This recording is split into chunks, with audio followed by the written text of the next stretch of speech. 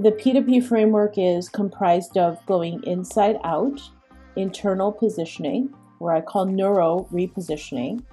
It is comprised of external positioning. What the method that I go through is what I call prolific positioning. And prolific positioning is that there's certain elements that you have to have in order for you to be distinctly different from everybody else that's out there. Finding the white space. That's what we're looking for. And then the third ring here is activation. Is meaning, how do you crave that crave factor so that people are like, okay, Patty, what's next, right? So they're excited about what you have to offer. So that organically, that it extends the lifetime value of your customer. See, most people are really focused on the initial lead generation, the initial get. And what's really, really important, especially as solopreneurs, that we are entrepreneurs, is to extend the relationship as far as possible, right? It's about keeping those clients. So this is the P2P framework that I came up with. Again, internal positioning, external, and activation. It's those three components to it. So when you look at the data, not even kidding, I of the 108 people that responded, I grouped them between their biggest challenge being either internal, external, and activation. And as you can see here, what's really fascinating is that it is about equal parts between internal positioning, between external positioning, and activation. So fascinating. So all three components of this are just as important as the other. They're just so key. Oh my gosh, I was like, oh my God, this is so exciting, because not exciting that you're having challenges, but exciting that there's no one thing that is really keeping you guys stuck. It's different things for different people, but all of them equal in consideration.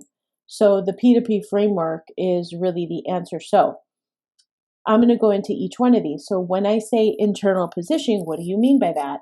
So internal positioning, these are the questions that are the challenges that came up.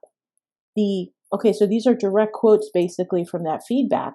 Is the confidence to stand out. Owning what I do so that I'm confident. Fear of judgment, fear of failing, fear of not knowing if I have what it takes, and fear that I can help people. So my question to you is, does any of this sound like you? And what do you think is going to happen if you don't correct this? You know what I mean? Do you see how maybe if you've been trying different aspects of your marketing and it's not working, it's because this is going to keep you stuck in some aspects. Now, of course, not all of you, right? Because some of you had different issues, but it's just so fascinating. Oh, I love this. Such a nerd. Okay, the second thing is with external positioning.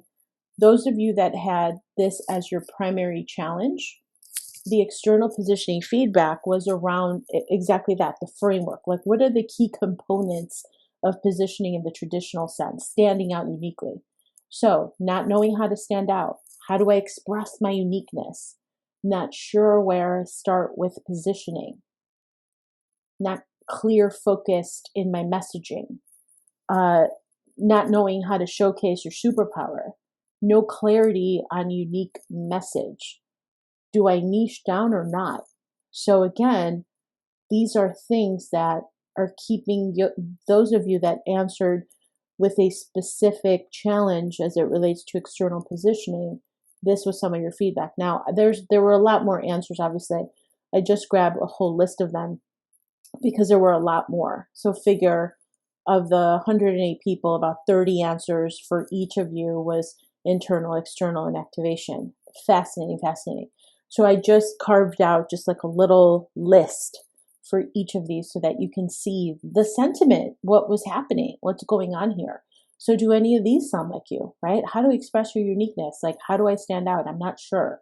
Or not knowing where to start or what to do, or not really showcasing the thing that makes me special, the clarity side of things. And so do you see If you've tried other marketing approaches and they haven't worked, it's because there's no clarity in this.